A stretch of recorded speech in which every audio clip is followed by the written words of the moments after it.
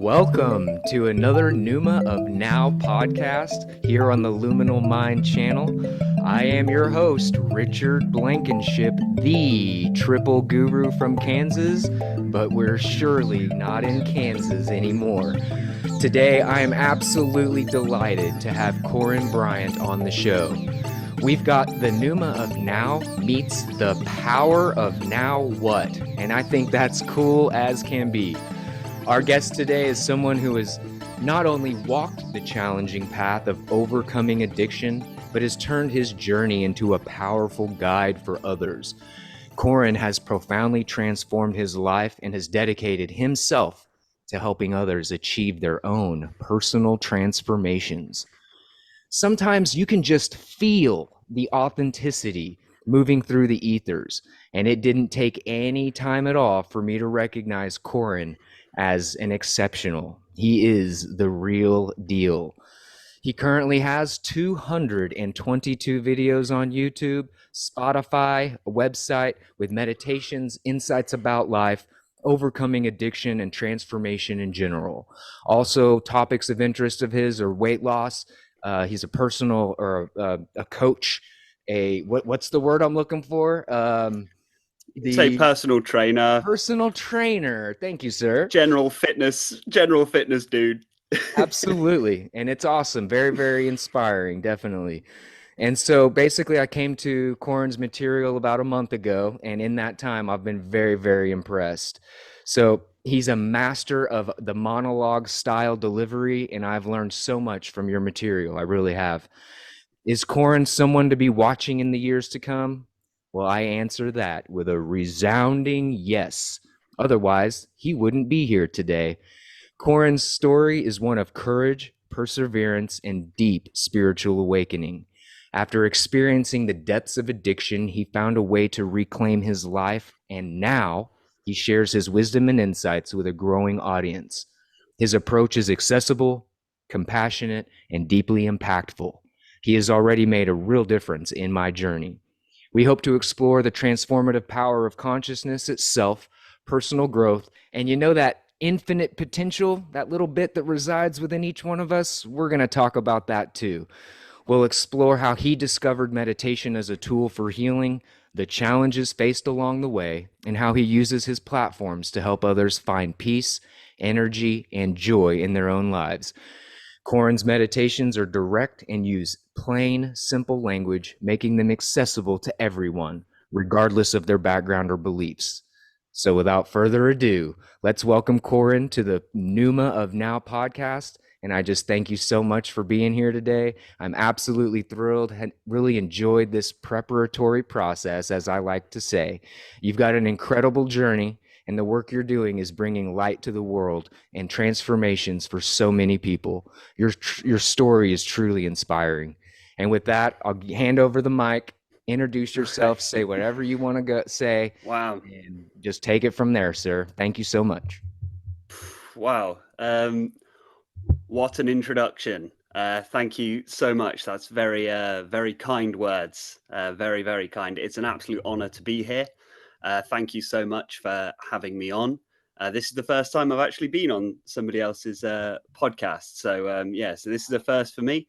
And just thank you to you as well, Richard. Do I call you Richard or do I call you Luminal Mind? Which do you prefer? You can call me Richard. Let's go with Richard.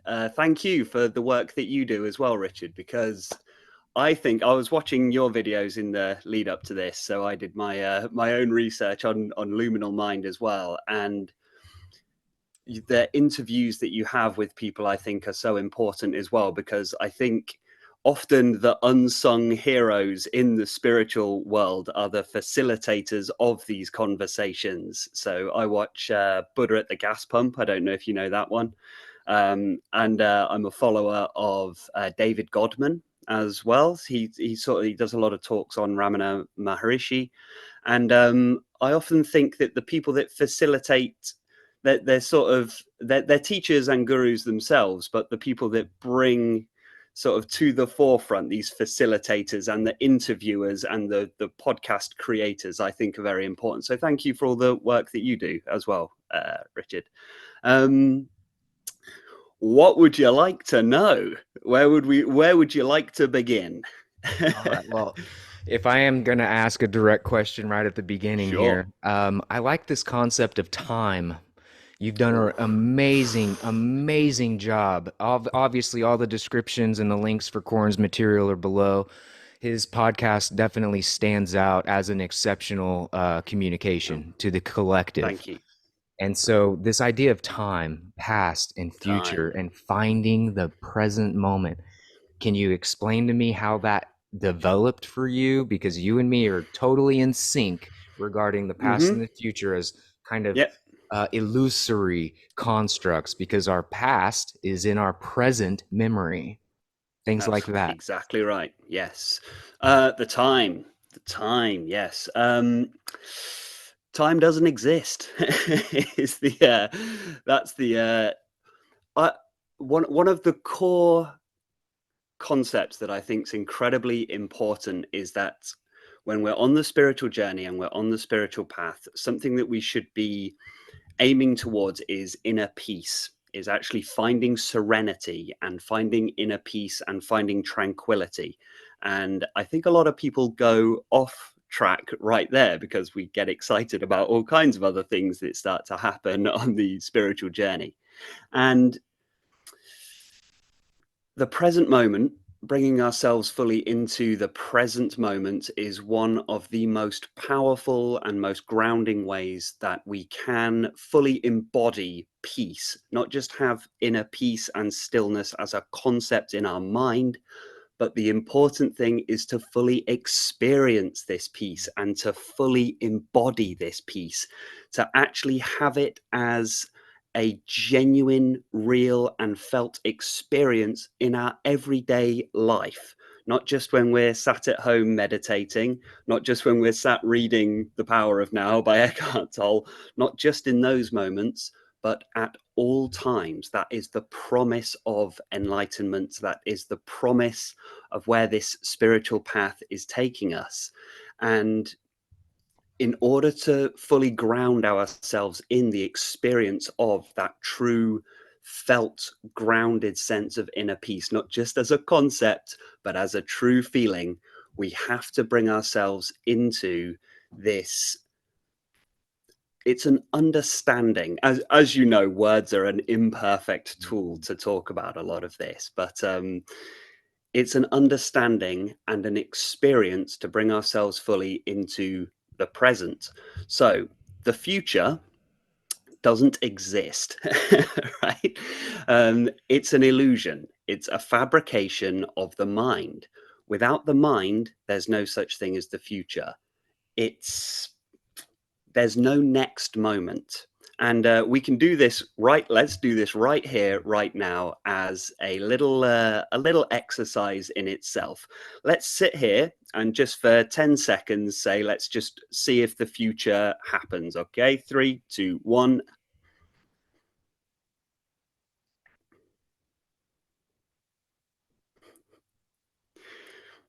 Right. So, are we in the future, or do we find ourselves still within the now? Now, at any point, at any time during our lives, you can check in with yourself and say, is it the future? And you will always find that experientially, no, it's always now. So, this habit that we have in our mind of worrying, this habit of apprehension about the future, we can stop doing that. Right? So this is where our inner peace can actually begin to build experientially, because this thing called the future that we spend 99% of our time thinking about turns out to be a complete illusion, a total fabrication. What a relief, Mhm. right? Isn't that great? Isn't that great that actually this thing called the future we can just let go of? We can just let go of that thing called the future. It's not even real. And we start to organize our entire lives about what's going to be happening 20 years from now, 30 years from now. Think, oh, what am I going to do when I retire? What am I going to do when I'm 50 years old? You don't know what's going to be happening 10 minutes from now. 10 minutes from now, you have no idea. So 10 years, 20 years, forget it. Okay. Now, the past, there is, there are previous experiences that we have to be quite careful not to completely dismiss, because we start to tread on difficult territory here. Obviously, people have had powerful experiences in the past, and many things have happened throughout their lives. So we're not dismissing that these things happened. It's just that the way in which we tend to conceptualize the past is that it's like a place, it's a thing. There is this like it's almost like data, this like the past exists on this like USB card that's like stuck in our head, and it's all clogged up and it's all jammed up, and there's all this traumatic stuff and there's all this powerful stuff, and it's like jammed in our head. And that tends to be the sort of concept that we have relating to the past, or that it's a place. And it's not true. It's not true. There's what we have is memories. And memories, as you mentioned, arise within the present moment. So finding experientially, bringing ourselves fully into the present moment is a key concept for finding true lasting inner peace. And it's crucial that we have this lasting inner peace as well, not just peace whilst we're meditating. It has to carry over into our everyday lives too. So naturally, this leads to many different problems that begin to arise, which is why I began the power of now what, because often, many people on the spiritual journey have read The Power of Now, which is a phenomenally powerful book, a very important book. And it's a question then that a lot of people have when, well, I've found the present moment, but now what? Because the past and the future is the framework that we have been living our lives this entire time. So that's how we've been taught, and it seems to be the way that we kind of naturally orient ourselves in the world as well, the way we naturally kind of navigate the world. So when we come across this concept of, well, hang on, it's only ever now, conceptually we go, no, what a load of rubbish. There's such a thing as a past and a future. But occasionally you bring yourself fully experientially into the present moment.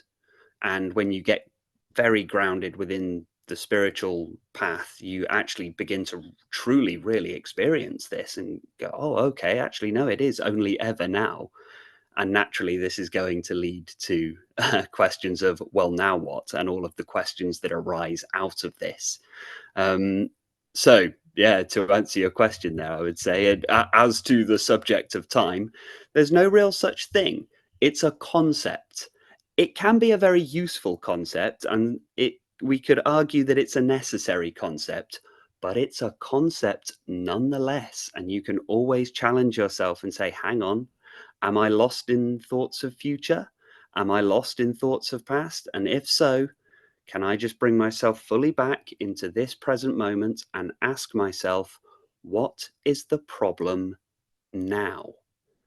Often we just have problems running through our minds. How many times are we laying awake in bed at night, worrying about that thing I need to do tomorrow, the email I need to answer, and what was that thing somebody said to me today? Was that a dig at me? Was that a little insult at me? Like, oh, and what about that thing I said? That thing that I said to that person? I'm like, oh, I hope I didn't upset them. I'll email them tomorrow. And you can't sleep. You're losing sleep, and you're losing your peace of mind, locked in this conceptual battle in your mind, an imaginary battle. That's the tragic thing about it. It's a total imaginary battle in our mind, worried about an illusory future, worried about an illusory past. So this is the promise of the spiritual path and the promise of meditation. You can be done with that. Doesn't that sound nice, right? like, Well, it absolutely does, you know, and you speak to this thing about relief when we finally mm, get that kind of clicked in moment. And I just really love the way you explain that. I'm not sure what episode it was in exactly, but it's almost mm, like, I don't, did you say it's almost like waking up from a nightmare and like your yes, emotions are yes, all tied into the yeah. dream and the moment you wake up, it's like Mm, the way I have mm. it my own analogy for this. So just real briefly, you've ever had an ice cream headache where you eat ice cream too fast? The Yeah, relief after that yeah, ice cream headache is an yeah, right. enlightening experience. yeah, right. Yes, yes. I can't say I came up with the idea of waking up from a nightmare. I can't remember exactly where I pulled that from, but it's been described as that by many different people, and particularly people who have found full enlightenment. When it's quite common amongst people, even from different cultures, who have had their version of the enlightenment experience, because scientists and people will go to them and say, but can you describe what this experience actually feels like? And many of them will say that's what it feels like, is waking up from a nightmare. And because it's a very good analogy, actually, waking up from a nightmare, because it's when you there's an in-between stage as well, you know, when you wake up from a nightmare and you're still a little bit like jittery in bed sort of thing, and you're half asleep, half awake. I think a lot of people find that at some point they're in a halfway stage on the spiritual journey, and if they fall back to sleep, you're going to end up straight away back in that nightmare again. So we need to wake up fully, get out of the nightmare.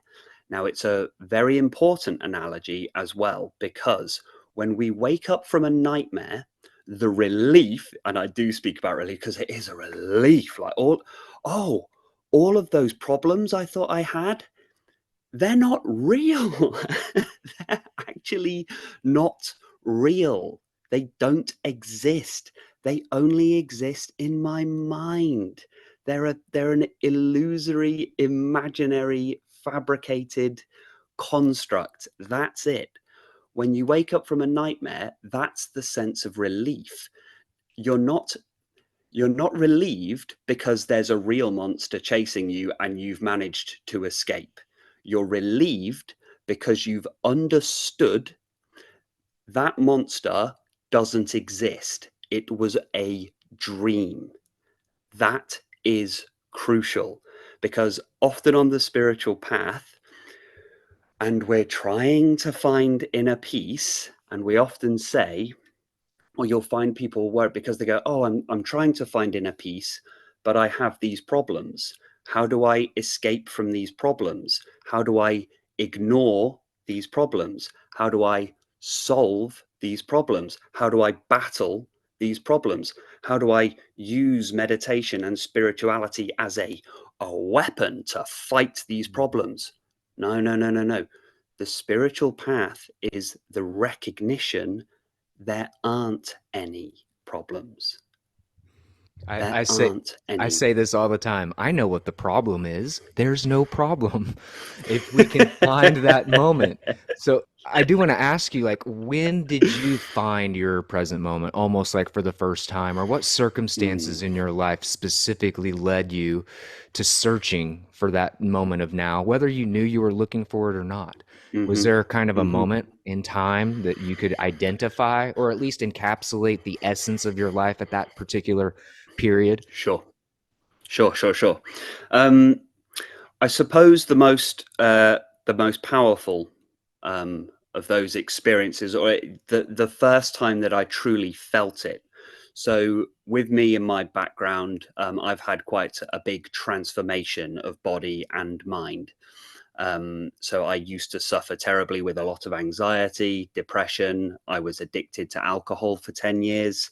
I was obese. And it all came to this head. A big crisis point happened, which it happens quite commonly for people who suddenly have big transformations. It came to this huge crisis point where my whole life kind of broke down. I had to leave the job that I was in. I was working with behavioral disorder students. So they were quite violent and things like that. And I had a lot of stress that was exacerbating my other problems that I had, the anxiety, depression, addiction, like everything. And I was 28 at the time. Everything broke down. I had to move back in with my parents, and everything had come to a head. And I was in the darkest time of my life. It was a true crisis. But during that crisis, I finally began to stabilize enough to start thinking, okay, it's time to really start taking a look at this. Like, anxiety had plagued me my entire life since I was a child. The same with the depression.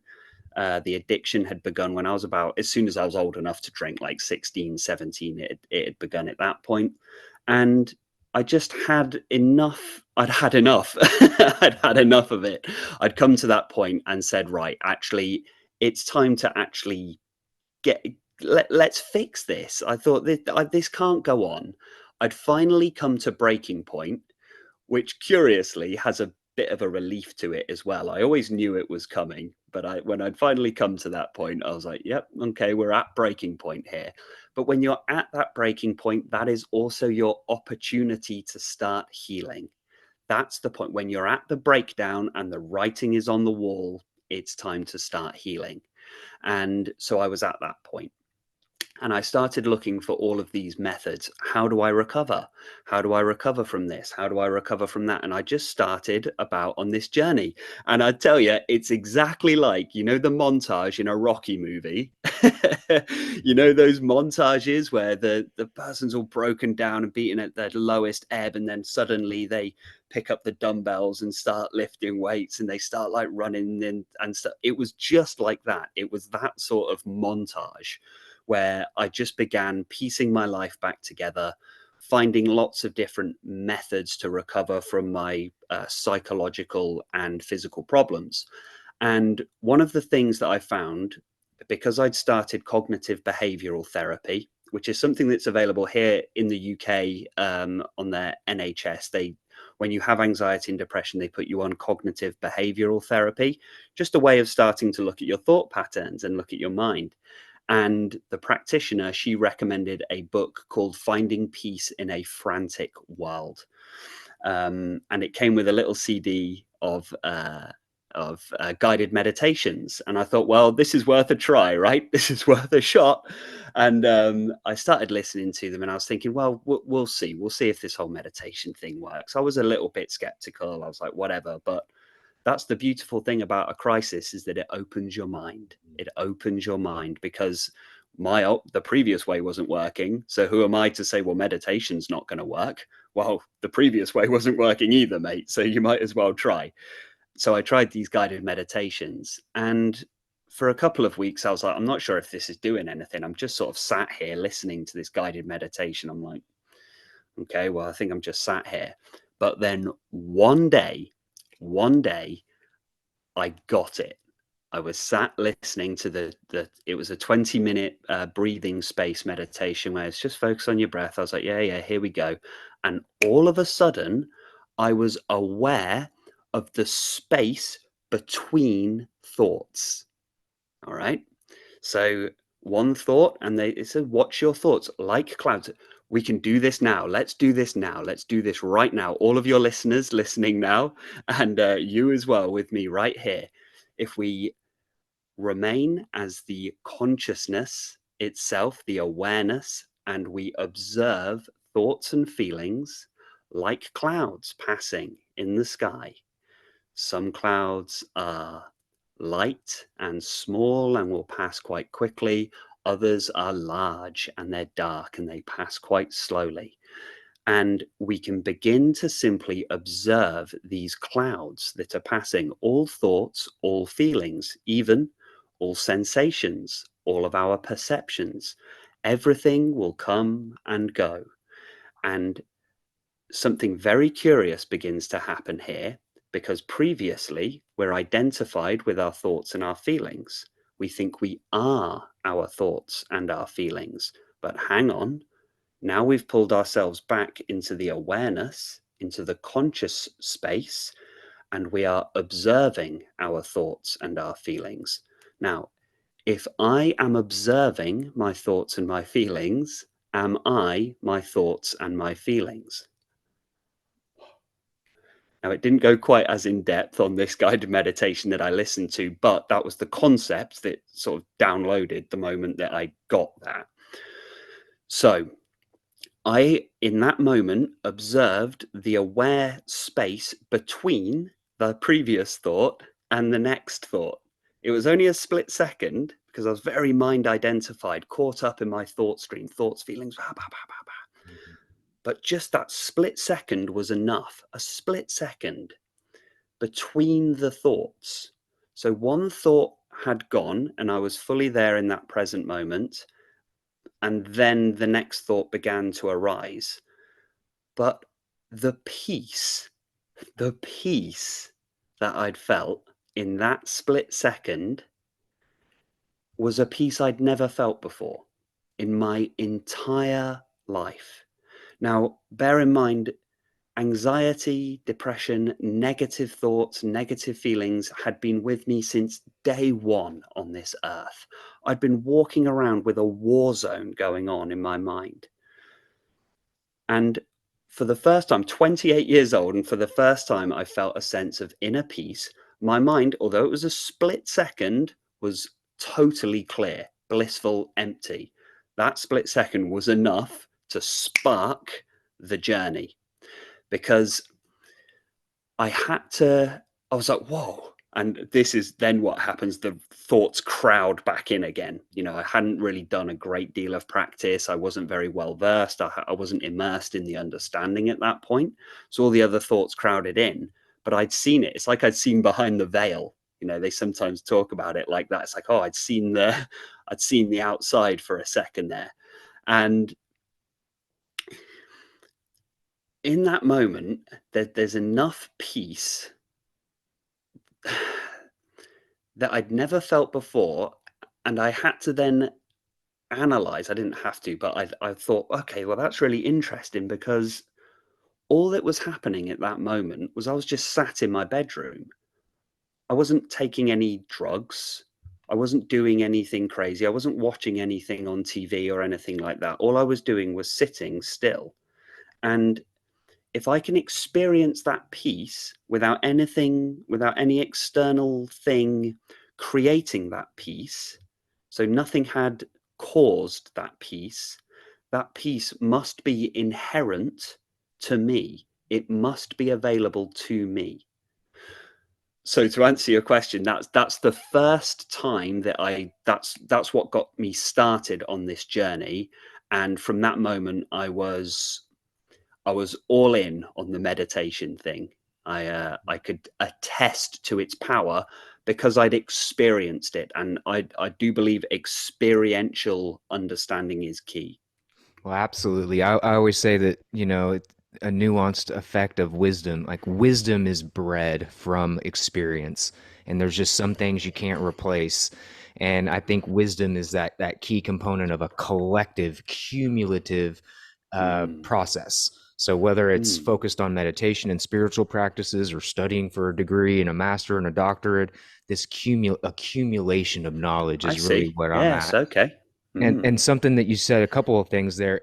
Another thing I like to bring into the field is it only takes a moment to experience eternity, however you want to look at that. And so you and me have had the same, very similar, like, and that's maybe why we're so much resonance and why I could feel your mm, authenticity ringing through. mm. I mean, we're basically strangers, but I feel like we're already friends and Nah, very we're well, not strangers, and Richard. yeah, very well kindred in our Yeah. experience here. And so, like, this whole idea of change Mm. occurs when the pain of doing the same thing is worse than the fear of change. Preach. Well, those are lyrics from a band called The Walking Papers, a song called The Okay. Whole World Is Watching. But ever since I Wow. heard and read those lyrics, I've had that tattooed on my brain, my heart, and I Mm, experience that. You talk about the dark night of the soul. You talk about mm, going through this ego death. I had a couple of Mm. quotes here from a book. Just wanted not a product placement, just a book on the dark Sure. Yeah. Yeah. Oh, okay. Yeah. it's called by a gentleman named Michael Murdad, who does a Unity church. He does a whole bunch of stuff on YouTube. Somebody that I listen Uh-huh. to and roll through ideas. But in this book, and this is kind of serendipitous because I just turned the page randomly today to try to find some extra content. And last episode or 2 episodes ago, I came across a Ram Dass quote, and I've got another Oh, Ram yeah. Dass quote. Yeah. So Oh, it he's good. says, "The dark night of the soul is when you have lost the flavor of life, but have not yet gained the fullness of divinity. So it is that we must weather the dark time, the period of transformation when what is familiar has been taken away and the new richness is not yet ours."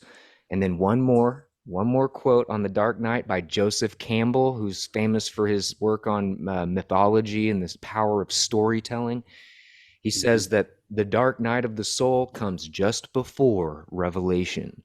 When everything is lost and all seems darkness, then comes the new life and all that is needed.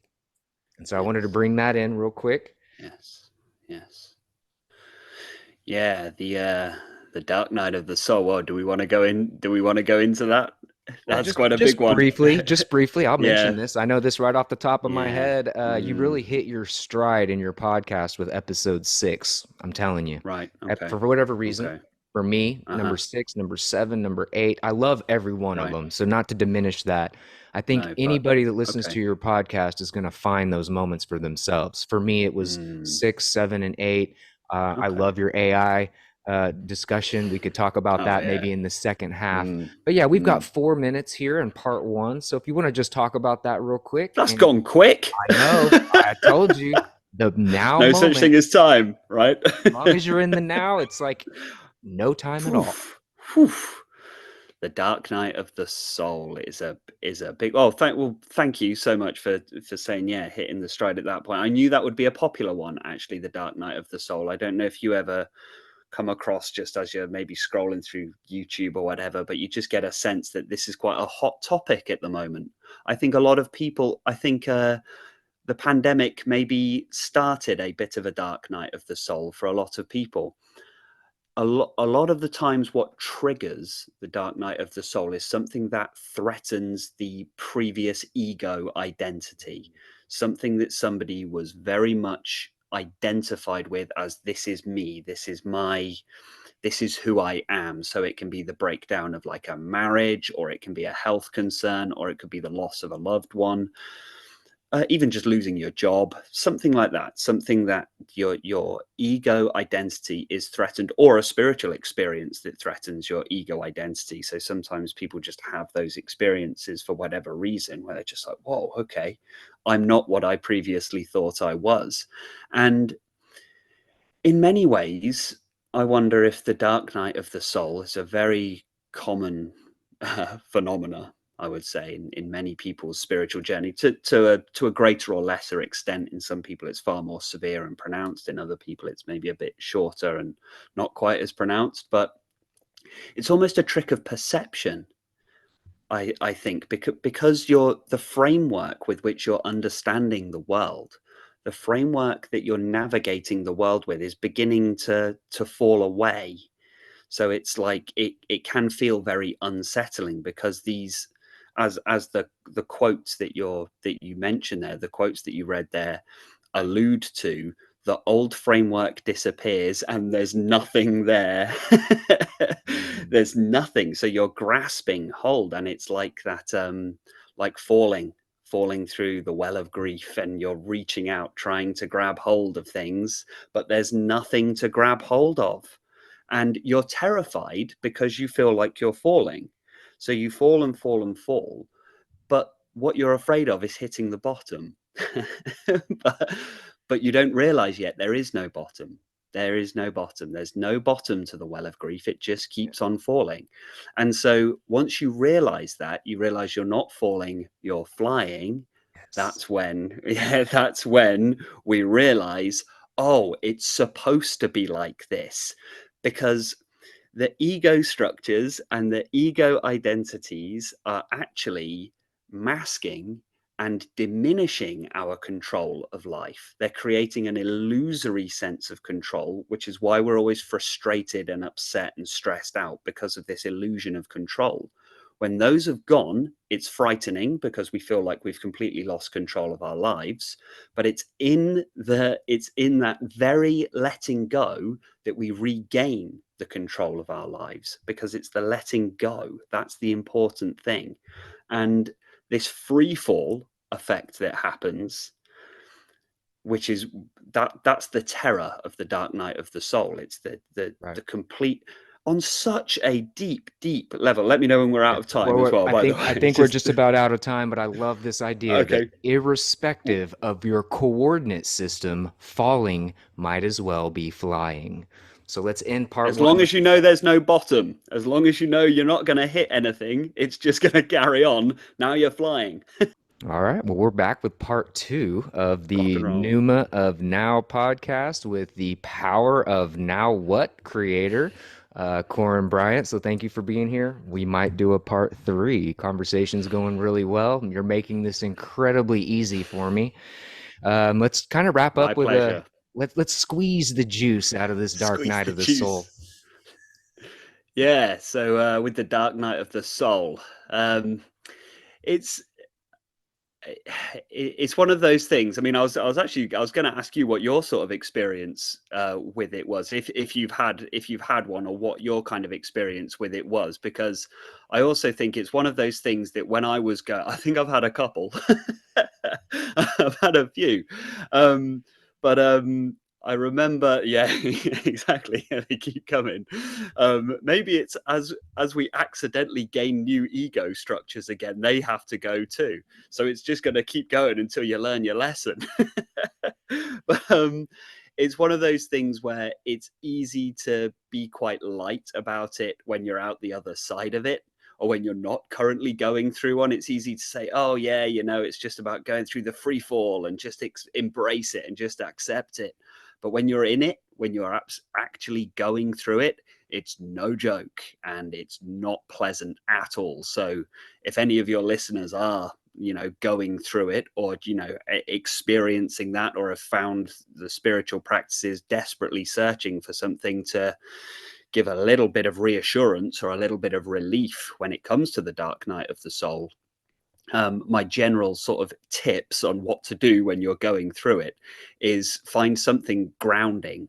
And this is why always bringing it back to the present moment, and just really fully experientially bringing yourself into that the fullness of the present moment, because it's always there and it's always available to you.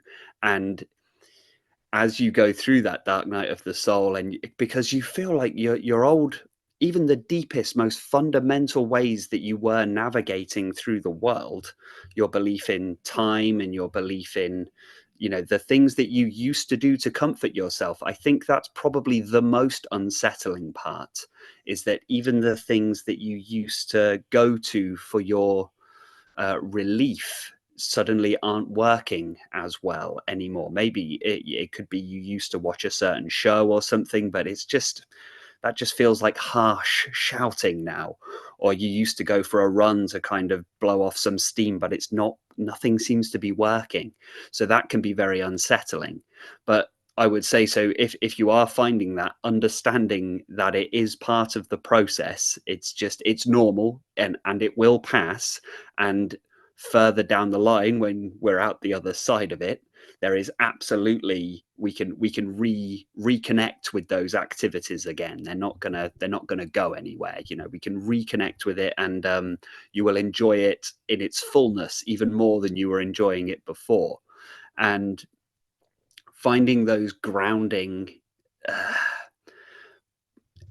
it's a utilizing of that dark night of the soul in order to this is, in a way, this is what we were trying to make happen. So if you've been engaged in a spiritual practice, and you've been engaged in that meditation trying to elevate your consciousness, we then panic when it actually starts to happen. It's like you've been trying to get rid of your ego, but when it actually starts to happen, you go, oh, whoa, whoa, whoa, whoa. And I sometimes use the analogy of the diving board. So it's like you're bouncing on the diving board, ready to jump in. You finally get the courage to jump off the diving board. At the last second, you panic, turn around and grab hold of the diving board. I think that's what's happening a lot of the time in the dark night of the soul. You're still grasping hold of the old structure, and you've got the two options of either climb back up on if you wanted to. If you wanted to just go back to the old ways, just go back to the old ways. You can if you want to, but I would recommend just letting go and just fall into that water. Absolutely. I'm happy to explain or to kind of give you a little Mm, background here. Again, we've got similarities with anxiety. And so my grounding experience with that is really the breath was the only thing when I mm, finally started doing the holotropic deep transformational breath work as developed by Groff and Judith Kravitz.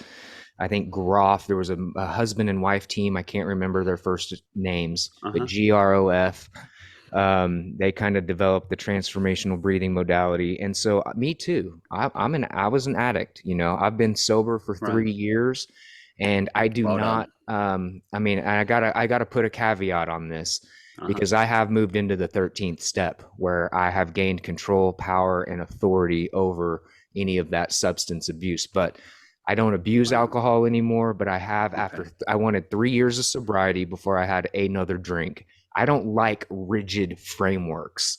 Okay. And again, I do not recommend what I'm doing for anybody because it is a harrowing experience to go Mm, back to something that was so debilitating in your life. So I want to caution anybody listening to this, the 13th step is no joke, mm, but I've done a really great job with it. And I haven't okay. drank in over 10 days or something like that. So Oh, it's good. not like it's not a problem. It's not a daily. It's just a nice relaxation with one or two, and then we're done. We know how to put the off switch on. And Wow. I wanted to prove to myself Wow. that I Okay. have control. I don't want anything in my life to have any sort of emotional control where I Yeah. can't Right. stop, whether it's Hmm. watching too much TV, reading too many books, because I have a book addiction. 1,300 books in my library, like Oh, real wow. books. Right. Um, but as far as like the dark night of the soul, I've had many of Mm, those okay. experiences. So I was 21. Just as real quick to break this down, I was 20 or 21 when I started meditating, being really unhappy with the work I was doing. Three-time college dropout, never Mm, interested in any of the college curriculum that's available anywhere. And then all of a sudden, three-time college dropout, two times, something like that. I end up in the library all on my own. And all of a sudden, now that I can read and pick and choose my own topics of interest, mhm. my self learning took off.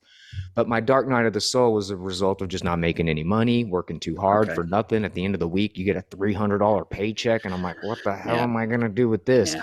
What? You know, and so I just kind of gave up on so many things. I dismantled, and I'm still dismantling from like the constructs of society. I'm a very much non-conformist. The opposite of courage is not cowardice, it's conformity. And that's I Rollo. remember that you said that in one of your other, and I remembered that absolutely. I took that on board. I think that is absolutely bang on. That is bang on. Very good.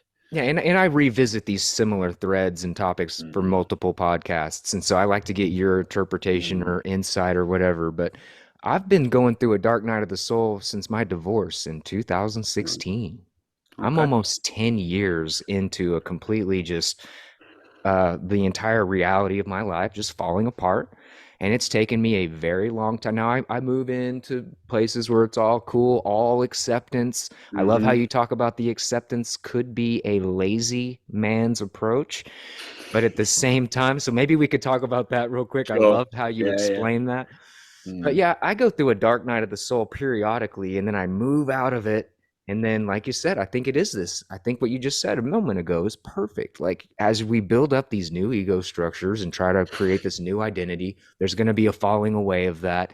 You uh-huh. can't anticipate what's going to happen in 10 minutes, let alone 10 months from now. But when COVID hit, I lost my career job. I was set. I Hmm. was money. I had a retirement. All this stuff was perfect. COVID hit, and the entire edifice, my Yeah. family disappeared, my job disappeared, I disappeared. And so I've been rebuilding just this idea of divine encouragement. Another thing you and I have in common. Hmm. We know that there's people out there struggling on a daily, and I'm definitely here for that divine encouragement, compassion, and Hmm. empathy for anybody Yes. who's going through it. And so I've just been pulling out of another dark night over this winter, but it's Mm. taken me 5 months of just consistent routine. So this is a question I want to ask you, is about your daily routines. I Uh-huh. ask all my guests if you have any specific, not necessarily rigid, but just anything that your go-to spiritual practice to keep you in that space without going too high and too low, and Sure. finding what I would Sure. call the attenuated frequency of being. Hmm. I certainly, one of the things that I always do is the moment I wake up. So I've always got. I turn my phone off at night. I don't have it on silent. It's off. All devices off. And when I wake up, that was one habit that I needed to definitely stop doing. Was just the first thing that I used to do is just turn that phone on or open the laptop up. The very first thing to do on waking is not do any of that and meditate straight away. So that's the first thing on waking, because you're already halfway in. You might as well squeeze the juice out of that, because you've come out of sleep. That's been hopefully quite a long period of time where you haven't had a great deal of neocortex activity, of that sort of analytical interpreting mind activity. You're already halfway there, but you'll notice that your mind is like there waiting at the door. Your mind is there waiting at the foot of the bed, almost like a dog that wants to go for a walk, sort of thing, like pawing at your leg. That's what the mind is trying to do. But you have a perfect opportunity there to actually just remain in that present moment. And it's the most beautiful time of day as well, especially if you're an early riser, which I would recommend also, is before the rest of the world has woken up. So it's even, if we want to go into the sort of on the spiritual, that most people around you as well haven't woken up either. So there's not many minds that have switched on for the day yet. So that's all nice and quiet too, in the sort of the space around you. And that's the first thing I do. And I will have a cup of coffee and drink water, but I then just have some. I like to have ambient music on, like an ambient drone in the background. Many people have many different ways of having their meditation aids and props, because everyone is very different. But for me, I just found, I might as well give a shout out actually. It's called Iron Cthulhu Apocalypse. Very dark name, I know, but then he's not a dark channel at all. And he does a lot of ambient tracks that are just almost just a drone for like 10 hours straight, but he's very, very clever at how he puts it all together. There's little undulations and stuff, and there's something just about that frequency. So I've got these nice headphones that I'll put on and just listen to that drone and just stay empty. I'm sure you've been in that state in meditation as well. It's a very difficult one to describe to people, but it's just total clearness, total clarity, total peace and serenity. And it's hard sometimes actually to bring myself back into the waking world. I don't want to come back into the body and the mind. It's almost like, do I have to? I can really I can really feel the allure of just going out to an ashram somewhere, or go to a monastery and just go and, because it's hard sometimes to actually, then it's almost like, so my hour of meditation is up and I've got to turn my phone on. I'm like, do I have to do this? That's the first thing. The only other thing I would say I always make sure that I do for my spiritual practice is have a cold shower. And that a lot of people are like, absolutely not, no chance. But I would highly recommend it. And I suppose one of the things that I haven't mentioned it so much in the podcast so far, but don't neglect the physical I think a lot of people on the spiritual path fall into the trap of kind of disengaging so much from the physical, or thinking, oh, I don't need to bother with the physical world because now I'm on this spiritual trajectory. But we have these amazing body minds. They're not like flawed, broken things that we need to discard so that we can jump into the next realm. Like that'll happen at some point, right? Don't worry about that. That's the one thing that is guaranteed. But whilst you have it, whilst you have the body mind, look after it. It's a vehicle. Vehicle's probably the wrong word. Aperture, Oh, I love lens, aperture. aperture. I have a Yeah. concept called aperture open, which is really trying to explain that placid Mm. clearness of the no thought. You know, mind is the labyrinth, the heart is the doorway, and really another little key little bumper sticker phrase that I like to bring, meditation is not what you think. Double, triple meanings. Yeah, yeah, love it, love it. So, using, not neglecting the body too much. Obviously, I think we have these stages, and being able to disengage from the body is a profound relief, especially in the early days of the meditation and spiritual practice, when you might not have even realized, oh, I can do that. So sometimes spending some time away from the body mind is very powerful and very necessary in order to get that breathing space. Oh, that's a relief. But then w- returning to the body and mind, and I think, yeah. So you touched on it earlier as well about sometimes acceptance can be used as like the lazy option, and sometimes I think people use spirituality as an excuse to be lazy as well. And actually, if we use the body for what it's for, it can actually aid us in our spiritual development and our spiritual journey and our meditative practice. The body shouldn't be in the way, and if we can find ways to get the body on side, then it will help you to find peace. It is the aperture is probably one of the best ways of describing it. Again, language is an imperfect tool, right?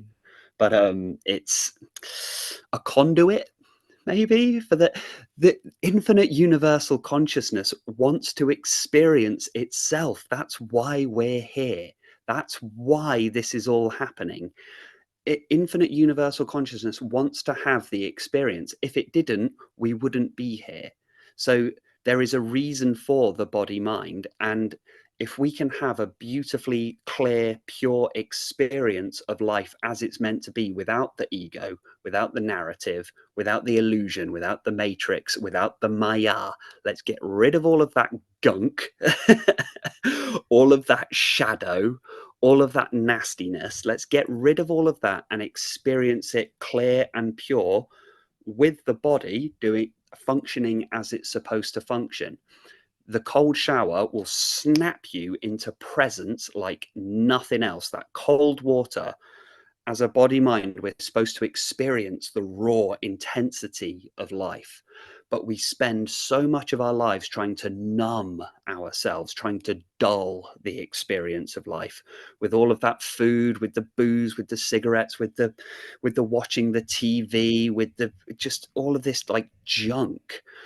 We're constantly trying to dull and numb the experience of life.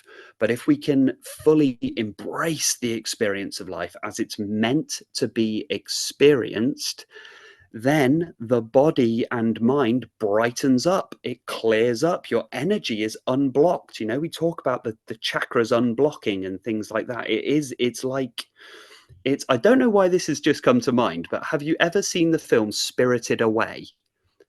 It's a Studio Been Ghibli film. it's been a long time. Yeah, but there's just this scene where there's this like this horrible stink spirit, which is like an all clogged up and muddy, and they put it into the bath, and uh, she like delves in. She goes directly into the middle, and she pulls this plug out of the middle. It's like she pulls this, like it's like a bicycle wheel or something, and she pulls it out, and all of a sudden all of this gunk spurts out of it, but it reveals underneath that it was actually a river spirit. It's a beautifully clear, pure open, wonderfully benevolent river spirit that was just clogged up with pollution and gunk.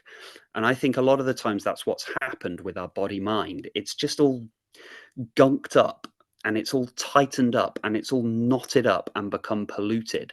But if we can pull that gunk out, it's not about getting rid of the body mind. It's not about even getting rid of the mind, but it is about a clarity and a waking up and a clearing through. So the cold shower absolutely will snap you into presence, and finding physical ways to bring yourself into presence can be phenomenally powerful. Phenomenally powerful. Yeah, and for me, that physicality is in creativity, whether it's just doing Okay. artwork, whether it's playing the drums, or Mm, I'm learning sure. piano for the first time in my life. A concept I wanted to analogy that I have is, when you're all congested and you get like a phlegm in your throat, you're just trying to expel it. I feel like part of the dark night of the soul, when it releases, it's like an Right. energetic loogie that just expels itself with the right hack, Mm, cough, and kind of shiver down the spine or up the spine. yeah. Right. And so I took notes on on episode 6. Want to make sure everybody goes and sees that. Just want to drive some more traffic because Corin's channel is awesome, guys. Thank, I mean, really thank you. fantastic channel. But the energy loogie is definitely part of that. And then there was Yeah. another concept that I Yeah. think we could probably segue into here. Hmm. You had a couple of different episodes, but as it relates to addiction and alcohol specifically, Hmm. this technique called AVRT, Yes. Addictive Voice Recognition Technique. Yes. I've only been Yes. using this for about 10 days, and I can Okay. already identify the addicted mind. I mean, I Yes. am literally there, Boom. and it was so powerful in your lesson plan on that. I just cannot encourage people enough, because I know a lot of people who struggle with this, Mm. trying to check Hmm. out, trying to Hmm. numb out, trying to Yeah. get Yeah. separate from that real Uh-huh. darkness. And so an Yeah. interview I did with Reagan, does the transforming I the saw it. darkness. She's all about, you have to look at it and you have to face it, like go into it. Yes. Do not numb out anymore. That's delaying your progress. And she was the best person that I've come to in recent Mm. years that just really spells that out. Mm. Yeah. The one thing your addiction cannot stand is to be seen clearly. It does it go it's the same for the ego as well. It's the more we can turn a light on something, we turn the light up. I sometimes use the analogy of you can only clean your room if you've turned the light on, and we need to turn that light up fully. Now when we turn the light up, we do become aware of just how messy the room is. But And by often con it but by contrast, Yeah. in a pitch black room, a single match will transform the space. Beautiful. Yeah. Yeah. Beautiful. Um, but try to clean your room with just a with just a match. Um, so yeah, turn it. The one thing the addiction can't stand is to be seen clearly. And yeah, exactly. So to that, yeah, the point you're just making there, it dispels the shadow. A single light, a tiny, even the smallest light, shadow doesn't actually exist. There's no such thing as shadow. There's no such thing as darkness. What does exist is the absence of light. That's the darkness. So by, yeah, like you say, just that tiny pinprick of light, it transforms the whole thing.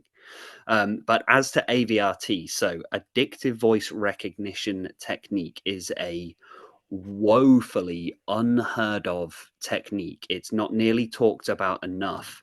It's not nearly mainstream or widespread enough, which I believe might actually be because of the nature of the addictive voice. It doesn't want to be seen. The addiction does not like being seen clearly, and so when people hear it, it just goes in one ear and out the other if they're not ready to wake up yet, if they're not ready to solve their addiction yet, because it will just go in one ear out the other because of the way the addictive voice works. Very clever, operates in the shadows. Addictive voice recognition technique, the clue is in the title. It's about recognizing the addictive voice. And I bet if any of your listeners are struggling with addiction, even just hearing the words addictive voice recognition technique will trigger an emotional reaction. Something comes up within you. So no, what they'll want to turn off, they'll want to go click onto a different video, they'll want to just feel a tightening up, or a sort of no, this can't be as simple as that. That's how the addictive voice works. Addictive voice recognition technique was crucial in my recovery from alcohol. I'd joined a sober recovery forum. This was in the early days of dealing with and I was severely addicted. I was at death's door with my addiction. I was on 20 cans of cider a day and more, like up to like 30 cans of strong cider, which is like 5% alcohol, and was very, very ill, very, very poorly. And I was hopeless at many times, falling into despair. When I first tried to become sober, I did what's called white knuckling. I don't know if you've ever come across that term before. You just try and stop. You've got no sort of framework, support, or understanding of how you're going to do it. You just try and sort of willpower it. Doesn't work, obviously. When I came across the Sober Recovery Forum, something did shift in my mind, because I could read all of these other experiences that people had had. And I realized, oh, there are people like me, which is it's so powerful to realize, oh, there are people that struggle with the same thing that I struggle with, and they're experiencing similar patterns. And I came across on a lot of these posts, they were talking about something called the AV. And I was like, oh, okay, that's interesting. What is this thing called the AV? And somebody explained it's the addictive voice. So I followed that rabbit hole. Like, where does that terminology come from? It comes from a book called Rational Recovery by Jack Trimpey. I highly recommend, if you are struggling with an addiction, read that book. It's got everything you need. One book. I read that one book and my addiction was done. Over. 10 years of severe alcoholism was done like that. In addictive voice recognition technique, all we do is recognize the addictive voice.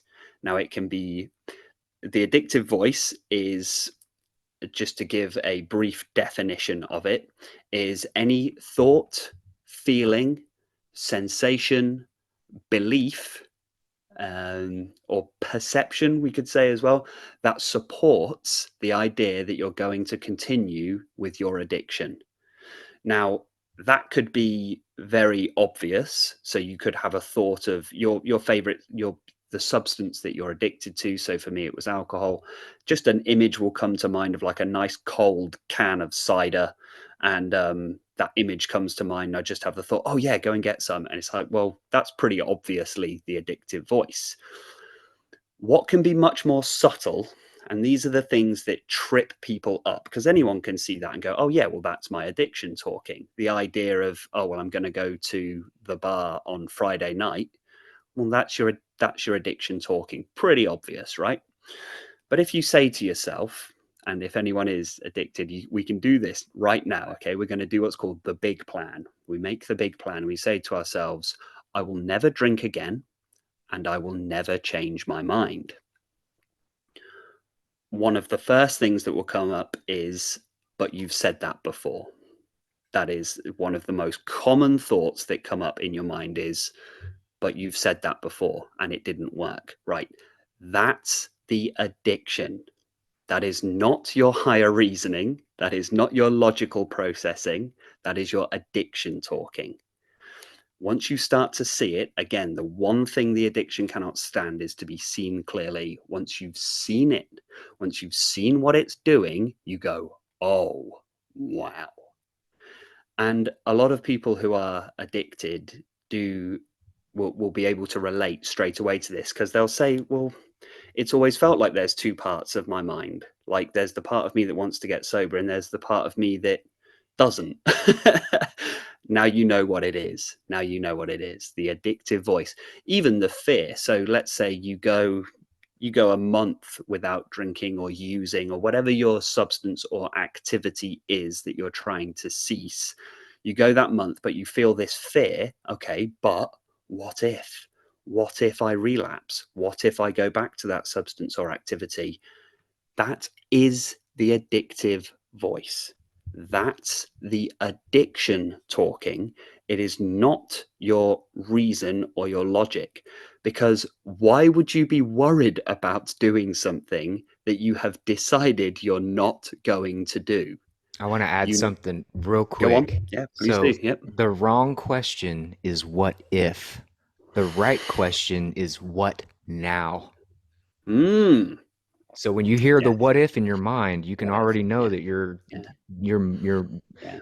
corresponding or interacting, Uh, interfacing with the addictive voice. hmm And hmm continue.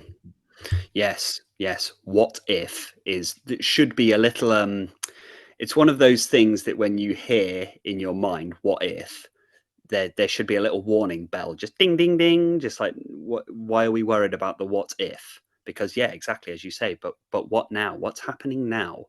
What's happening in the immediate now? There's no problem.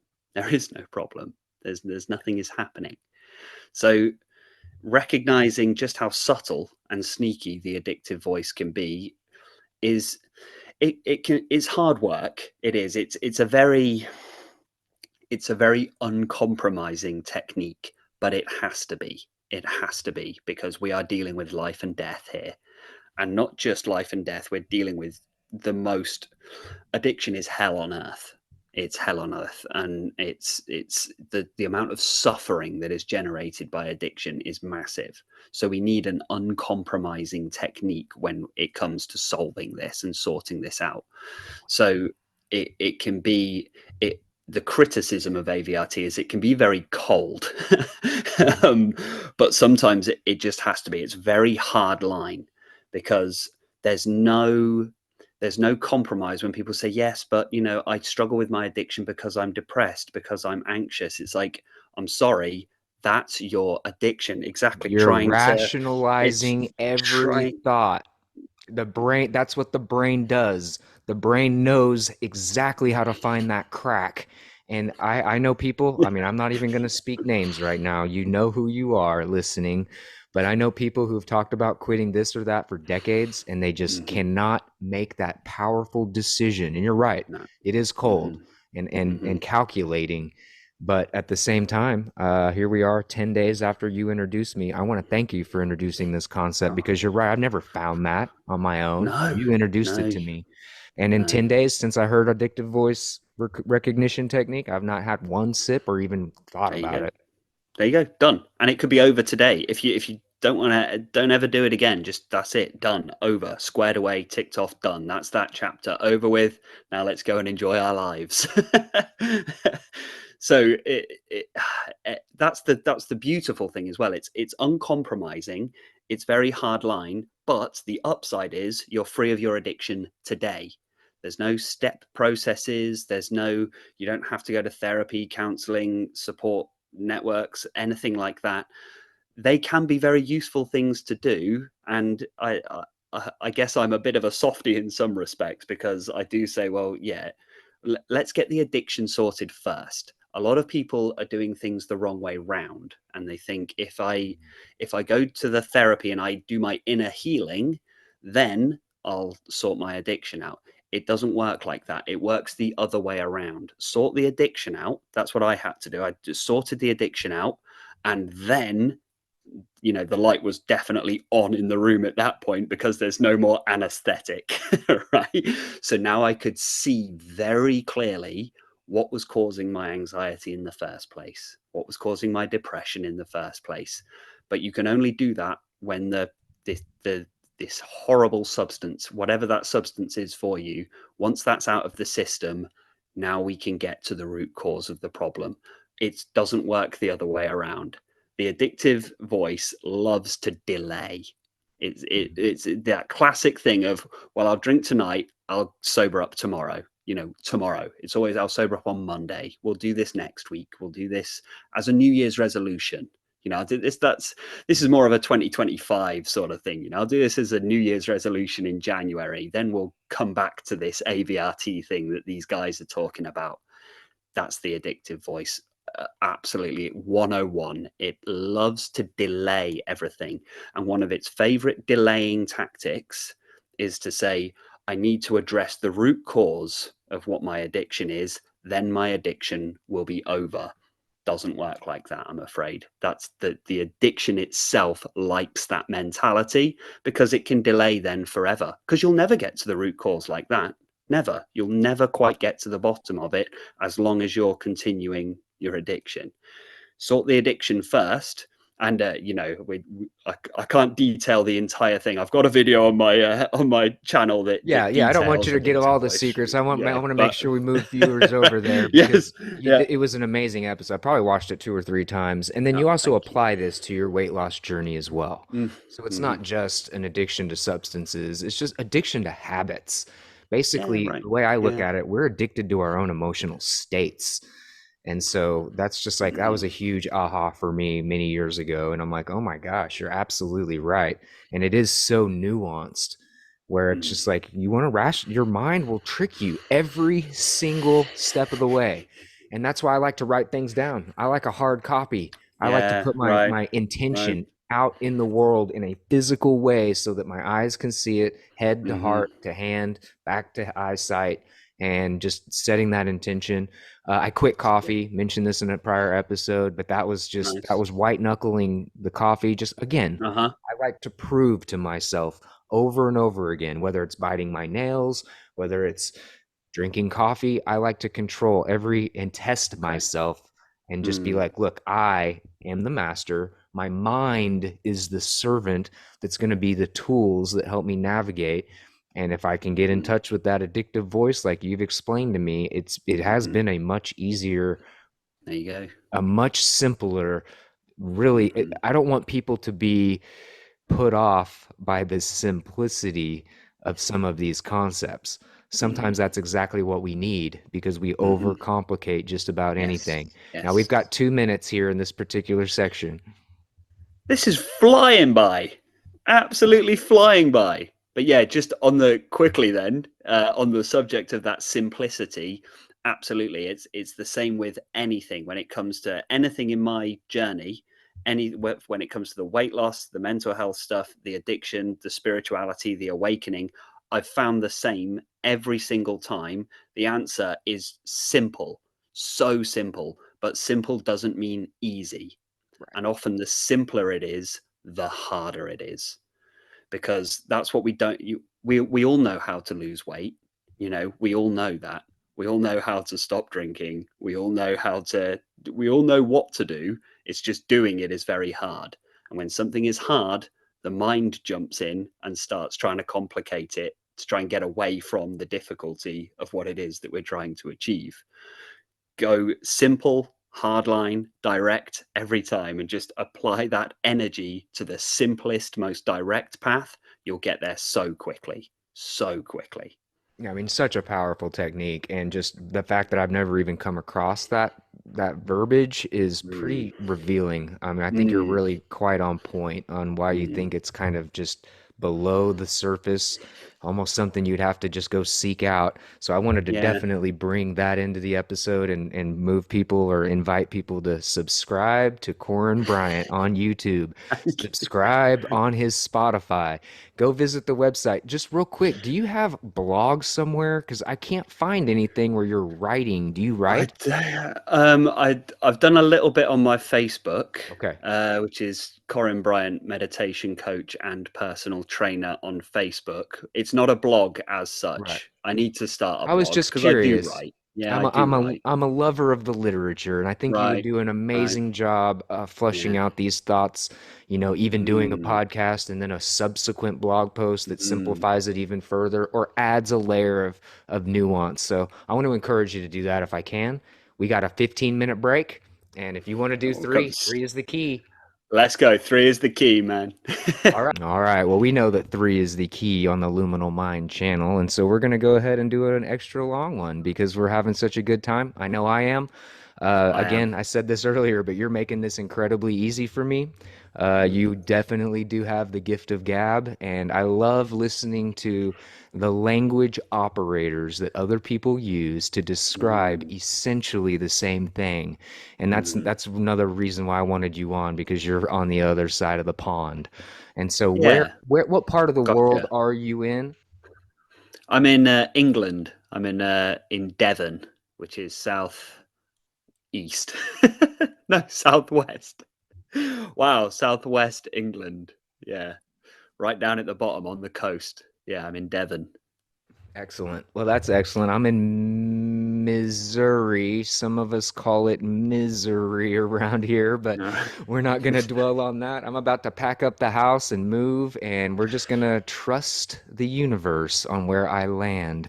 So, It's the only way. yeah, so the next few months of my life are really going to be up in the air. Right. I am going to try to keep the podcast season 2024 up and running, but you are the third guest for the season. Mm. So I just so appreciate your openness, your willingness, your receptivity to the luminal minded strategies. And we've got a lot more of that to talk about in future episodes. But Hey.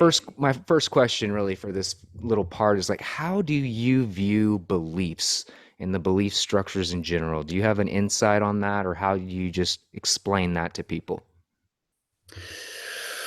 Beliefs. I mean, it's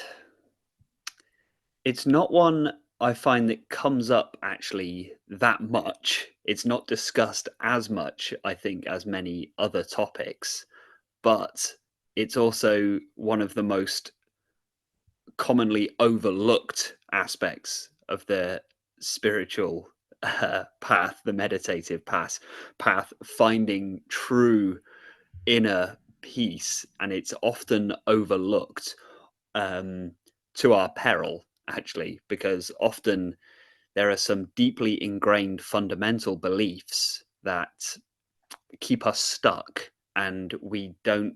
So sometimes I actually believe that's what's happening in the why the dark night of the soul is prolonged, or it's going on for so long, or you're in a very difficult turmoil stage and you're thinking, but hang on a minute. Or also even that common phenomena of like, but when does the peace happen? Like I found at the present moment, I get all of these concepts, I'm doing my meditation, I think I'm there, but I'm not getting this thing isn't happening, the peace, the bliss, the joy, the love, these wonderful feelings that all of these teachers speak about. They're not. Why aren't they happening? And often it's because there is a deeply held fundamental belief structure that is still being held onto. It's just you don't realize it yet. And it's about letting go of that final little layer of beliefs. Often people have deeply held beliefs that they don't even know that they have. And you find this most often in people who are very deeply set and ingrained into an atheistic and scientific mindset, because they mistakenly think that they don't have any beliefs. I don't believe in anything because I'm Mr. Scientist Man or I'm Mrs. Scientist Lady. And no, I don't have any beliefs, actually. Thank you very much. You don't realize that you've probably got some of the most deeply held beliefs out of anyone, because science is a belief system in itself. It's just it hides itself very, very cleverly. The fundamental belief that causes the most problems is the belief that you are an a separate, finite, temporary body mind, and that's what you essentially are. That is the most commonly held belief, I would say, on Earth. um, and it's the core belief that's causing all of the problems on Earth as well, because there you are not the temporary, individual, finite, separate ego that we believe ourselves to be. You are actually the infinite, universal consciousness that has become tied up and has mistakenly come to believe itself to be this individual body mind. And that's the core belief that I think once you address that core belief, all the other beliefs will unravel just naturally.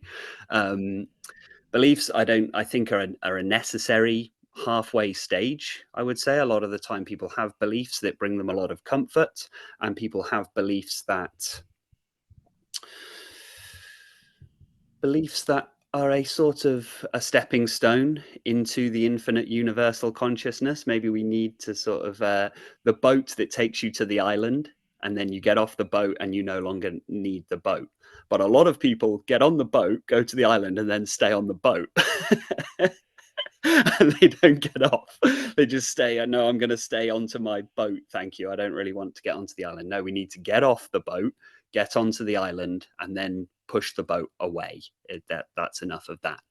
But beliefs in general, yes, it's a lot of the time I think we're holding on to fundamental beliefs that actually often quite negative beliefs about ourselves as well. And often, I mean, the fundamental belief of I am this individual, temporary, separate, finite ego, it's a terrifying state to be in. If you truly believe that and you really believe it, the analogy that I use and many teachers use, Rupert Spira in particular uses this analogy to great effect, is about the actor on the stage.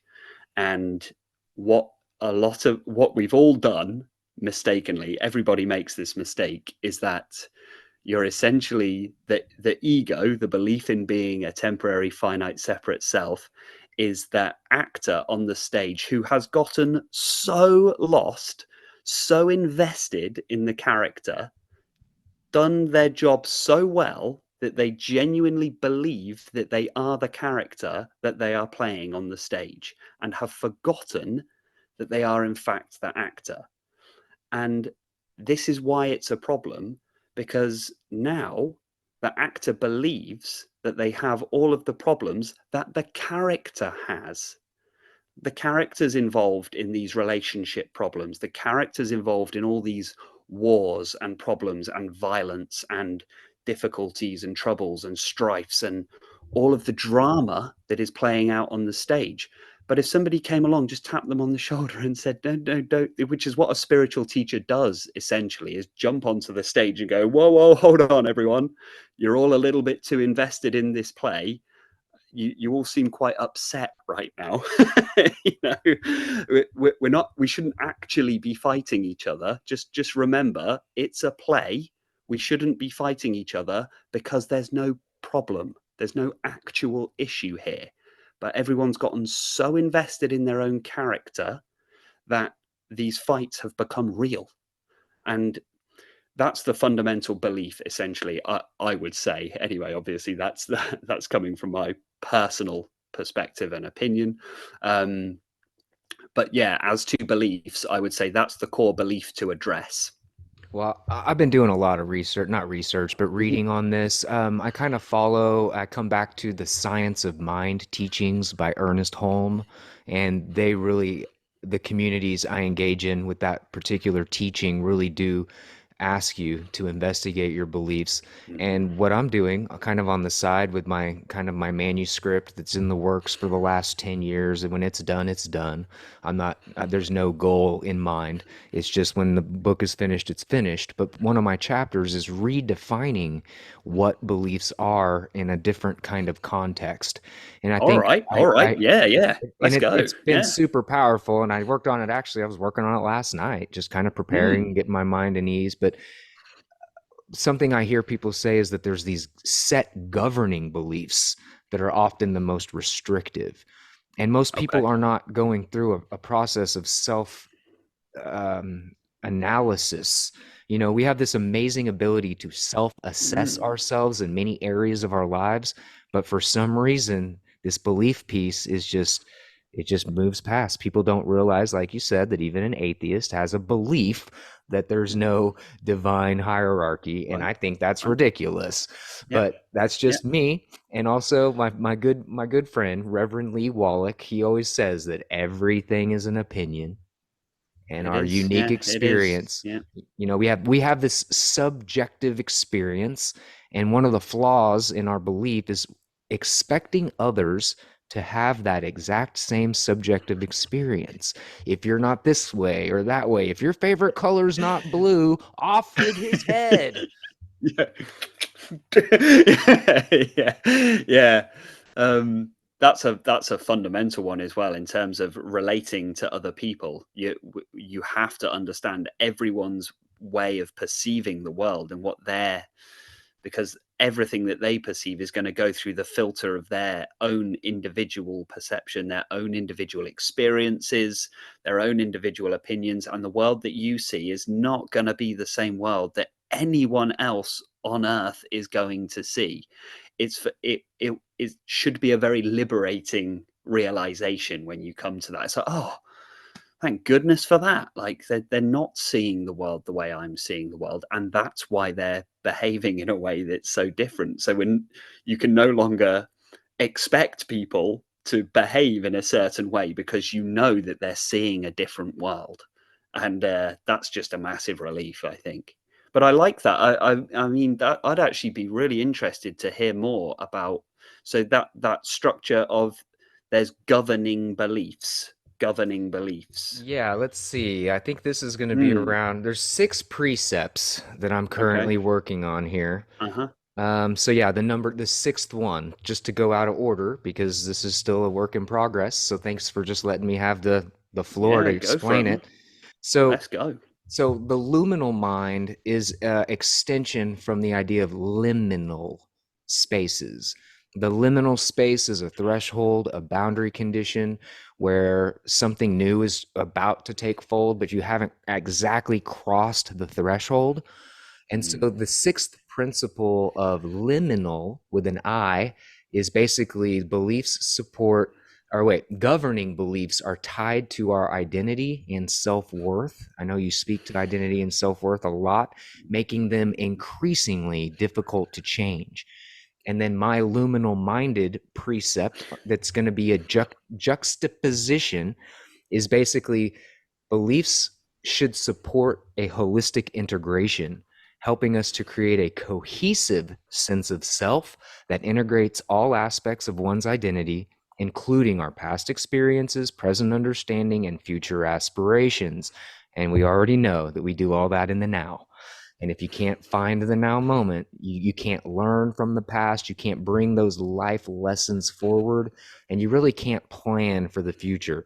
Another thing you talk about, how do you Mm. plan for the future when you're in the ever present now? Mm. So that's just one Mm. little example of 6, Mm. and I'll stop there and let you just make any comments.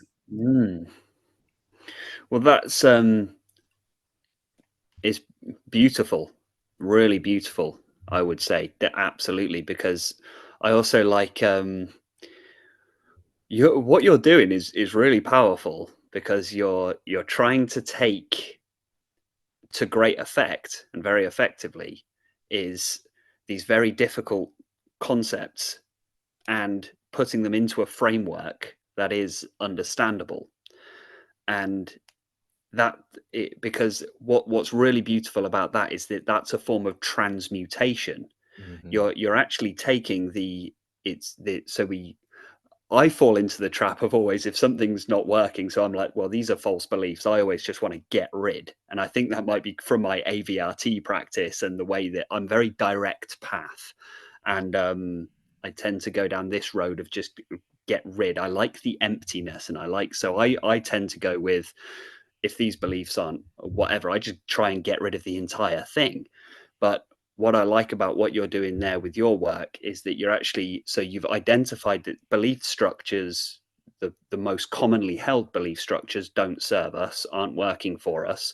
But you're not going to throw the baby out with the bathwater. You're actually saying, no, but there must be a function for belief, must serve us in some way. Otherwise we wouldn't have it. And so you're putting it into a framework that is actually going to serve us and is going to be more helpful and is a more holistic, which is a fantastic way of looking at things, a more holistic and a healthier way of utilizing that belief and understanding it's limited. A belief essentially is just going to be a deeply held opinion, essentially, but it's useful nonetheless. We don't need to get rid of it completely. And I like the idea there of it's a it should be something that orients us. So we're Mhm. talking a little bit there about how do we plan for a future that doesn't exist. Right. So but the belief structure there can almost be, well, it steers us in the right direction. And we could, I quite like to use the analogy, if we because what do I do with my body, mind, and the ego that I have left? Well, if you imagine yourself as a ship rather than a train or a car, the ship is on the ocean, and all we can ever do is steer it in the direction we want to go. But we have no idea what the weather is going to do. We have no idea what the currents are going to do. We could get blown right off course and end up in completely the wrong port. However, we still were trying to sail in a certain direction, and that will ground us in that we have an inherent need for at least some sense of control and direction. Otherwise, it's just chaos. So what you're doing there with your idea of the belief is that sort of orientation. It should be something that guides us, supports us, and holds us, rather than something that controls us and dictates us. So if we're the ship on the ocean sailing, understanding that we're still subject to all of this back and forth and left and right and so on and so forth. Well, I Mm. absolutely love the ship analogy. I want to Mm. bring this in. I don't know whose quote this is. It's not mine. Mm-hmm. But if you know not which harbor you seek, any wind is the right wind. Love that. Beautiful. I love that Mm. stuff. So I come off like a little a walking bumper sticker at times because That's there's good just though, these man. there's poignant moments of other people's Mm. insight that I just cannot escape. It's like it's tattooed on the neural fabric of Mm. my mind, you know. And another thing that you talk about, not to jump off topic too much, but Right. I wanted to go ahead and kind Yeah. of define the basic definition of beliefs is that beliefs are seen as models. The models are imperfect representation of reality that helps Yeah. us navigate the complexity of our world. These models are constructed and built up from theories, judgments, and selected facts. So really, that's the first little pinpoint of belief. And then my luminal minded strategy from there is just to really recognize that the beliefs are dynamic narratives. They are fluid stories that tell us much more about ourselves and others. And these Mm. stories evolve as we gain new insights and experience, build up that wisdom. These narratives are not fixed, they are adaptable. As human beings, we are the most adaptable creatures. Charles Darwin, it's not the survival of the Mm. fittest, it's the survival of those who can adapt to change. There's a big Yes. difference there, and a lot of people miss that little distinction. Yes. Yes. They must often change those who would be happy and wise. I think that was Socrates. Or no, it was Confucius. Sorry, that was Confucius. Yes, they must often change those who would be happy and wise. And if you think, we often think, no, I have my deeply held beliefs. These are my beliefs, and they're nice and they're rigid. But cast your mind back to 5 years ago. Mhm. They will be different. 10 years ago, they will have been different. 20 years ago, however far back you want to go, your beliefs have changed a lot over the course of your life due to the various external factors, the experiences that you've had, or just the insights that you've had coming in from wherever, and the various influences that you've had on you. And then this is always what blows my mind, because I always think, well, if I had completely different beliefs 5 years ago and 10 years ago, and I was a completely different person 5 years ago, I'm going to be a completely different person in another 5 years and another 10 years. If I'm continually changing and evolving, what makes me think that this current version of me has all the answers? Even though I talk like I believe I have all the answers. But that's a good one for starting to, if people have very rigid belief systems, is just to soften that a little bit, to put the 100%. ice cube in the warm water. Yeah. And just you're a constantly evolving system. And so if your beliefs change, if anything that can change and fluctuates, it we can't ever truly say that it's real. That's a really powerful bit of juice right there, is that it everything in the world is changing, externally and internally. Our own bodies, we watch it change over time, and if it's always changing and fluctuating, how can we say that it's how do we know what's actually there? How do we know what's solid and real? And so yeah, but beliefs are, I mean, you're just holding on to the ever shifting sands. I don't know if it's relevant or not, the Omar Khayyam poem that says, the worldly hopes one sets their hearts upon turns ashes, or it prospers, and like snow upon the desert's dusty face, alights a little hour or two, and then is gone. The constantly ephemeral, changing, temporary nature of all things, including your own beliefs, including your own opinions, your own framework of understanding the world. Nothing. It's nothing at all. And that should liberate you. It's terrifying if we're holding on the way down. Mhm. If we let go of everything, that's where the liberation is. A lot of the times we forget the liberation in our attempts to find a belief system that will finally, if we could only find the correct belief system, right? If only I could find the right one, it's never going to happen. If we just let go of the whole thing entirely, that's when the liberation can occur, finally. Yeah, well, absolutely. Really, really well put on a lot of points. The only thing I came up for me there that I want to mention is that Ah, basically reality creation, if you want to look at things like we create our own reality, your mm, belief structures are absolutely tied to how you perceive and move about the world and how mm, the world shows up for you. So as the mirror reflected, what I call the mirror verse, the universe, the one song, you have to oh, look I've at the, never heard that before. yeah, That's uni, good. like a unicycle. Uni It's the one one song, and it's just verse. perpetually moving through. And I like to look at beliefs visually as the meandering river, because the river 5 years ago is running a different path than it will be in 5 years Mm, from now. And so it's like the constant evolving, changing of the banks and the sands, the shifting sands. I have a quote, my first Luminal Mind quote is somewhere in the sacred silence. Let me get it right. I got yeah, it right yeah, here. yeah. Somewhere in the sacred silence, this soul seeks to sojourn to splendid soundscapes. Basking in the shifting sands, my solitude stands with all of you in resplendent light. And that started the luminal minded philosophy set. That's that's poetry right there. That is.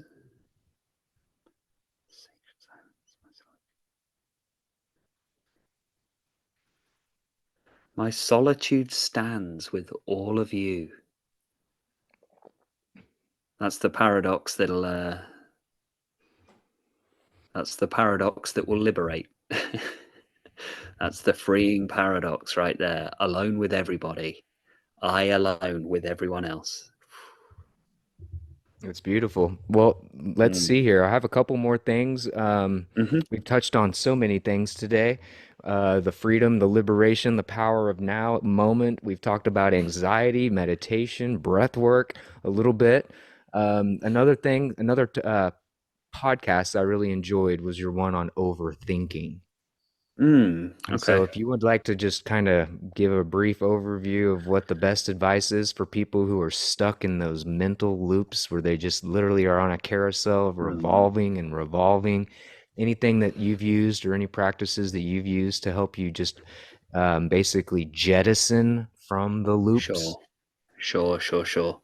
I think that there's an underlying belief as well that kind of gives rise to that overthinking is if if you're if you've never come across any kind of meditative practice or things of that nature, we have a tendency to believe every single thing that we think. So every thought that comes into your mind, you tend to think there must be a reason. There must be a reason I'm thinking that. So to take it back to that slightly paranoid thought that you might have that is that thing that somebody at work earlier made a little comment, and now I'm laying in bed at night and I'm like, was that about me? Was that a dig at me? Should I have defended myself at that point? And you get into this and the key belief there that keeps you stuck on that little carousel is that you think, well, if I'm thinking that, it must be true. It's like a emotional reasoning, they sometimes call it, where it's like, well, if I feel that way, there must be some truth to it. changing the belief is the key there, of going, well, actually, how do you know which of your thoughts you can actually believe? Because your thoughts can lie to you in exactly the same way your senses can lie to you. You can misremember things. You might have heard something wrong, or the overthinking. It's a very common problem. A lot of people suffer with overthinking, more than would probably admit. And a lot of people suffer with overthinking without even realizing it. They just think this is normal. Everyone just has this constant stream of chaotic, busy thoughts that stop them sleeping and completely rob them of their peace and drain them of their energy. No, that's not right at all.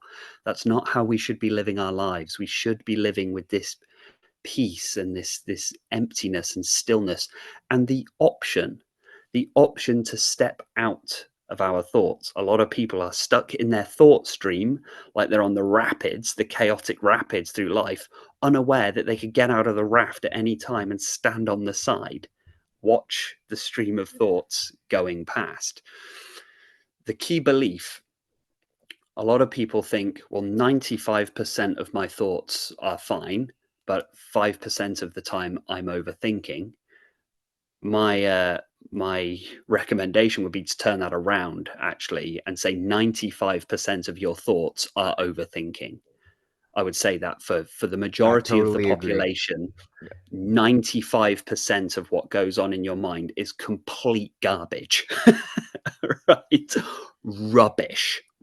Just don't engage.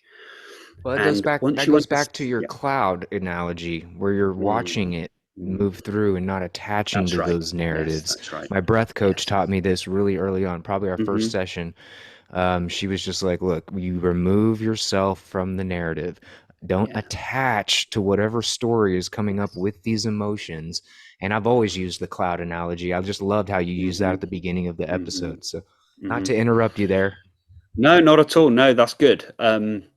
And that's exactly right. So the meditative practice in itself, I think, so yeah, taking it back to the beautiful looping effect here, back to the start of the episode, that sitting in that meditation that day when I had that split second of clarity, that's what had happened. I'd stepped out of the thought stream for the first time in 28 years. No wonder it felt like such a profound relief. Like, for the first time, I realized there was an option. I didn't realize you could do that. Many people don't. Meditation, yeah. So the overthinking issue, it's about, there's two things. We need to first learn that it's possible to actually watch and observe your thoughts without getting involved. So a thought rises, I observe the thought, let it do its thing. It can carry on. Yeah, off it goes. If I hold on to it, it's going to take me off on crazy trains of thought. Okay. If I don't engage and I just leave it alone, it will disappear. Now, that can be very difficult in the early days. So to focus on something else is often a very powerful thing in meditation, a powerful practice in itself. That's often why we bring ourselves into the breath, to bring ourselves into focusing on the sensations of breathing. We can focus on the sensations in the body. If you have the option of having, sometimes people have mantras or something like that to focus on. Anything that focuses your attention off of your thoughts and your feelings, that can help to sort of ground and orient yourself. Eventually, though, I would say you need to let go even of that, even of that practice, and instead learning that you are always the clear, open, empty space of awareness that is always watching thoughts anyway. There's two more analogies that I love. So we have the cloud one. That's phenomenal. You're watching the clouds. Some of them are small and light and go quite quick. Others are large and dark. Sometimes it's just a big gray blanket. You do get that. It can be quite, it's annoying in meditation when I'm just sat there watching my thoughts and it's just a heavy gray cloud above me. Just like, this doesn't feel very liberating, but it is. It's very powerful to have the option of just watching that. If I got involved, I would be depressed. but I'm not going to get involved. I'm just going to keep watching the grey cloud, and eventually it will pass. So yeah, what the cloud watching, that's a very powerful one for understanding we can observe our thoughts without getting involved. Another analogy that I love is you're a fish swimming through the ocean, and you become aware of all of these hooks that are dangling down in the water with lovely tasty worms on them. And the worm on the hook is the thought or the feeling or the image that's coming up in your mind. So let's, as this is quite a powerful one, that idea of somebody said something earlier, should I, that's a worm on a hook and you're swimming along. Now that thought has risen up. You're trying to get to sleep at night, and suddenly you have the thought, oh, somebody said that thing earlier, and you just clocked it. Maybe that was a dig at me. That's a worm on a hook. It's If you literally bite, a lure. exactly, it's trying to lure you in. If you bite, you're done. You're brown bread. You're gonna be hoisted out of that water, and who knows when you're gonna be thrown back into peace, sort of thing. It's too late. One bite is all it's gonna take, and you're out of here. So just keep swimming. Keep swimming. Don't know. I'm not paying attention. No matter what your mind comes up with, no matter what. So you could have, yeah, oh, somebody said, and it's like the way your mind works. It's like somebody said something to you today that annoyed me. Okay, I'm not going to follow that. And then it's like somebody said something to me 10 years ago, or an argument that I had 20 years ago with my ex-partner. Like, oh, I should have said this. What? 20 years ago? Why is that coming up? And then the next one could be, oh, what am I going to have for dinner tomorrow? You know, that it's just this constant, these are just hooks. They're just worms on the hook. Just keep swimming. Don't bite any of them, and just recognize any thought, any feeling, any image is a worm on a hook. Don't bite. Stay just swimming. Relax. And then the third analogy that I love, the third metaphor, is sitting on a train platform, and a train pulls up. All you have to do is not get on board the train. No matter how inviting it is, maybe there's people on there that you like the look of, you, oh yeah, I could get on there, or there's a party going on there, or it's nice and quiet on there. Just don't get on. You just stay on the platform. Eventually, those doors will shut, the train will go, nice and peaceful on the platform, then another train's going to pull up and the doors are going to open. And these are the thoughts that are trying to, and once you get on board, it's literally, you're on that train of thought, and you cannot get off until you're at the next platform. The only solution is not get on in the first place. So as to overthinking, that's a big key, I would say, is don't get involved in the first place, because once you're lost in the stream of thought, it's hard to run it all the way back. So not getting on board in the first place is the key. And yeah, it's the belief of, just don't, they say, like, don't believe everything you think, don't believe anything you think. That's the key. It's all delusional. I mean, you're so right on, man. You really are. You're so right on. Those three analogies are perfect. I want to mention just real quick, That's we're good. running out of time here, Sure. but Yeah. this idea of observational, Mm. what I would call increasing our ability to observationally be aware. That was one Mm-hmm. of my aha moments. That's the cloud moment. I love the lure. I own that now. Mm. Oh, and your bamboo, I forgot to mention. What is it about Oh bamboo? Real yes, quick, just real yes. quick. The bamboo. So bamboo can grow 30 feet tall in 10 days. Okay, so if you saw that happen, you would think that this plant just grows incredibly quickly. So, but many people don't realize that it takes 5 years of the soil to develop and become dense with enough nutrients in order for that growth to happen. So this is in the sort of the motivation space, and when people are looking at trying to progress and wondering why they're not seeing the success in their body, mind, life, and in the world that they'd like to see, it's because you haven't sprouted. You're developing the soil. That's what's happening. You nurture the soil and let the nutrients spread through the soil, and then once the little sprout shoots through the top of that soil, boom, it grows 30 feet tall. 30 feet tall in 10 days. It grows 3 feet a day. You can see it grow. How crazy is that? It's But beautiful. often we see people's success in life and we think, oh, they're really lucky because you just turn around one day and they've just had their time in the sun, sort of thing, and all of a sudden they've just grown out of nowhere, and you think, wow, they got really lucky. But you didn't see the 5 years that it took. Another good quote on that one is, it takes 10 years of hard work to become an overnight success. Yeah, absolutely. Absolutely. Right. I mean, Yeah. that's just the Yeah. best place. I'm so glad that came into my brain. Thank you so Mm, much for that. mm, You shared that comment. Corin shared that comment to one of my mm. videos where I was bitching and That was moaning right. about not You getting weren't enough moaning. subs. No, No, I I'm think it just was fair. reporting. What you were Yeah, saying was no, fair, but I'm yeah, just reporting.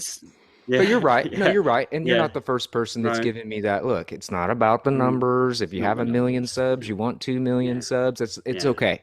I'm doing this for the Mm. one person who got to the end of this episode.